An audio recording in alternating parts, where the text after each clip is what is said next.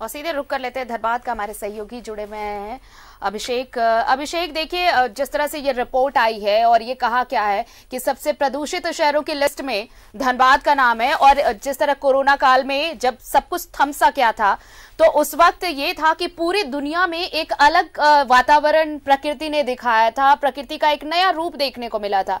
लेकिन अभी देखिए, लॉकडाउन अगर खत्म हुआ है, जैसे छूट दी गई, अनलॉक की बात करें तो 2 से 3 महीने हुए हैं, लेकिन प्रदूषण का स्तर इस कदर बढ़ जाना बहुत गंभीर विषय है और चिंता भी बढ़ा रहा है। जी बिल्कुल सही कहा आरती कि ये चिंता का विषय तो है, और इसमें हम अपनी जवाबदेही क्या निभा सकते हैं ये इस पर विचार करने की जरूरत है, मंथन करने की जरूरत है।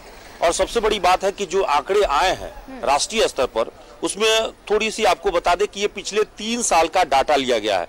ये नहीं कि केवल आज ही का ये आंकड़ा है।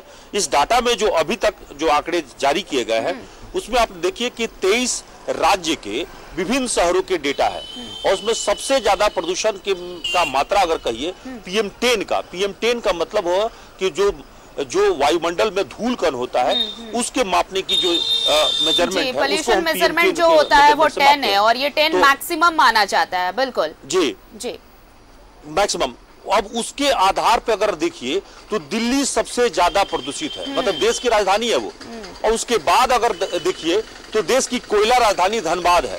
और इसकी वजह भी है क्योंकि माइनिंग, अभी तक जो आकलन आप देखेंगे तो 150 से ज्यादा माइनिंग सेक्टर्स, जिसमें ओपन कास्ट माइनिंग भी है, अंडरग्राउंड माइनिंग है, ये सारी चीजें धनबाद के शहरी क्षेत्र में चलते हैं। बड़ी बात यही है, निगम क्षेत्र में चलते हैं। तो 2016 में जब पूरे देश भर के शहरों का जब सूचकांक निकाला गया था कि गंदे शहर कौन सा है, तो उसमें सबसे लास्ट में हम टॉप 1 थे, मतलब 73 शहरों के रैंकिंग में 73वां धनबाद था। हालांकि उस गंदगी के दाग को अब हम धो के 53 पे आ गए हैं। अच्छी स्थिति थोड़ी बहाल जरूर हो गई है पूरे देश स्तर पर, लेकिन जो ताजा आंकड़ा है वो PM10 का, उस पर जरा सा गौर कीजिएगा कि 2016 में PM10 का स्तर धनबाद में 226 था, 226 प्रति क्यूबिक मीटर था। इसके अलावा 2017 में 5% बढ़कर 238 हो गया। 2018 के बाद ये 263 हो गया है, और इस वक्त में 242 माइक्रोन है। मतलब लगातार बढ़ते गई है, घटी कभी नहीं है। बीच में आपने ठीक कहा कि बीच में जब लॉकडाउन रहा, गाड़ियों का परिचालन बंद हो गए, तो बिल्कुल प्रकृति साफ हो गई। ऐसा लगा कि एकदम से प्रकृति ने खुद से रिफाइंड कर दिया है, और आम लोग जो हम सभी अपनी जिम्मेवारी को नहीं निभा रहे थे, इस बार कोरोना ने वो कर दिखाया। और धनबाद में बताया कि 60% जो पार्टिकुलेट मैटर है, जो 10 जो रेफर करता है PM10 जिसकी बात हम कर रहे हैं, पार्टिकुलेट मैटर 10, ये जो है इसका लेवल कितना सेफ हो सकता है, ये हम अपने दर्शकों को एक बार जरूर बताएं। देखिए 54.0 अगर समथिंग है तो ये एक सेफ लेवल माना जाता है, लेकिन जो आंकड़े हमारे पास आए हैं, जो आप बता रहे हैं, उसके मुताबिक ये बहुत ज्यादा बढ़ा हुआ है। और PM10 का लेवल इतना बढ़ना ये एक खतरनाक संदेश है, एक चेतावनी है ह्यूमैनिटी के लिए, कहे सीधे तौर पर जो भी लिविंग थिंग्स है, जो भी जीव जंतु हैं, उनके लिए भी, क्योंकि प्रदूषण का स्तर इतना बढ़ गया है कि कुछ दिनों में सांस जो हम ले रहे हैं वो भी जहरीली हो जाएगी हवा। तो सोचिए कि जीना कितना मुश्किल होगा और किस तरह से लोग जिएंगे इस प्रदूषण भरे माहौल में, इस प्रदूषण भरे वातावरण में। जी बिल्कुल, देखिए वही मैं कहना चाह रहा था कि धनबाद में ऐसा नहीं कि पहली बार हुआ है। NGT ने 2011 से 2013 में नए उद्योग लगाने पर रोक लगा दिया था धनबाद क्षेत्र में। इसके अलावा पिछली सरकार में, रघुवर सरकार में, एक दावा किया गया था कि हम 1 लाख से ज्यादा पेड़ लगाएंगे। इवन जो सड़कों के चौड़ीकरण हुए धनबाद बरवड्डा सड़क में, या फिर धनबाद के जो मुख्य सड़क है, इन सभी में 8000 से अधिक पेड़ काटे गए आरती, लेकिन एक भी पेड़ नहीं लगा है। और धनबाद में वायुमंडल अगर आज जो है सबसे ज्यादा इकोलॉजी अगर अनबैलेंस हुआ है, तो उसका सबसे बड़ा कारण धनबाद के जिला प्रशासन है, यहाँ के अधिकारी हैं।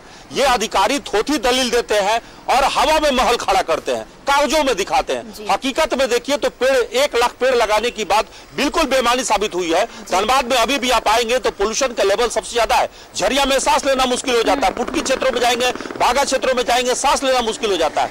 तो ये अधिकारियों की कारगुजारी है कि धनबाद में पोल्यूशन का लेवल इतना बढ़ रहा है। ठीक है, माइनिंग है, हम मानते हैं ओपन कास्ट माइनिंग से थोड़ा समस्या ज्यादा बड़ी है, लेकिन इसके अलावा BCCL ने जिम्मेवारी नहीं निभाई। BCCL का यह कर्तव्य बनता है कि जब करोड़ों रुपए आप कमा रहे हैं तो आप यहाँ के माइनिंग के इतर जो है आप पर्यावरण को बेहतर करने की कोशिश करिए। और कुछ ये जो आप बात बता रहे हैं अभिषेक, इससे जुड़ा एक सवाल हम इसलिए भी लेंगे क्योंकि देखिए ये जरूर है कि धनबाद माइनिंग कोस्ट माना जाता है, माइनिंग कॉस्ट है, यहाँ पे माइनिंग होती है, तो ऑब्वियस है कि यहाँ पर वायुमंडल में प्रदूषण बढ़ेगा, लेकिन एयर क्वालिटी भी हमेशा चेक की जाती है। जहां भी माइनिंग होती है वहां पर सरकार time to time air quality check कराती है। अगर इस तरह से मेजरमेंट होता है, अगर इस तरह से मॉनिटरिंग होती है, तो फिर PM10 का लेवल इतना बढ़ गया और किसी ने इस पर ध्यान नहीं दिया। बातें हुई लाखों लाख पेड़ लगाने की, लेकिन लगाने की बजाय अंधाधुंध कटाई कर दी गई। इसकी मॉनिटरिंग आखिर करेगा कौन? और धनबाद जैसे शहर में जहां माइनिंग रोजाना होती है, दिन रात होती है, वहां के लोगों का जीना तो दुभर हो जाएगा, और इसके बाद पूरा झारखंड। जी बिल्कुल, देखिए आरती, मैंने कहा ना कि यहाँ पे अधिकारियों की चिंता ही नहीं है, पोल्यूशन से उनको कोई मतलब नहीं है, उनको दूसरे कार्यों से ज्यादा मतलब रहता है। अब देखिए यहाँ पे आपने ठीक कहा कि पोल्यूशन में पीसीबी की जिम्मेवारी देखिए, झारखंड प्रदूषण नियंत्रण परिषद है, उसने सिर्फ एक जामाडोवा में एक मेजरमेंट मशीन लगाया है जो बताता है कि इस वक्त में पोल्यूशन का लेवल क्या है। झरिया में एक जगह है, जबकि 5 जगह लगाए जाने थे, अभी तक वो काम नहीं कर रहे हैं।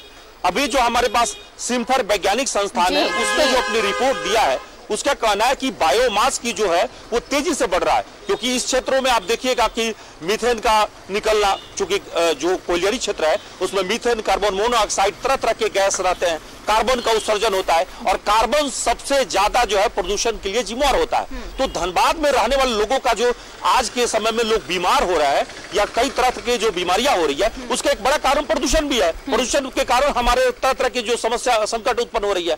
इसलिए मैंने कहा कि प्रदूषण की चिंता हम सिर्फ कब करते हैं जब पर्यावरण 5 जून आता है, पर्यावरण दिवस मनाते हैं, खाना बिल्कुल अभिषेक, और इसलिए ये कहा जाता है कि सिर्फ एक दिवस मना देने से, एक वर्ल्ड एनवायरमेंट डे मना लेने से हम अपने पर्यावरण को सुरक्षित नहीं कर सकते, या फिर हम खुद को सुरक्षित नहीं कर सकते। इसके लिए जरूरी है कि हम भी दिन रात प्रकृति के संरक्षण में जुटे, और तभी ये जो AQI एयर क्वालिटी की बात करते हैं, हम जो PM10 लेवल को सुधारने की बात करते हैं, तभी ये सब संभव हो पाएगा। बहुत बहुत शुक्रिया आपका हमारे साथ जुड़ने के लिए और तमाम जानकारी साझा करने के लिए। तो देखिए किस तरह से एयर पोल्यूशन बढ़ता जा रहा है, और ये खतरा अब इस कदर बढ़ चुका है कि जो सांस हम ले रहे हैं वो भी जहरीली होती जा रही है। तो ध्यान रखना होगा, और ये सबकी जिम्मेदारी बनती है। खबर खास में इतना ही, दीजिए इजाजत, नमस्कार।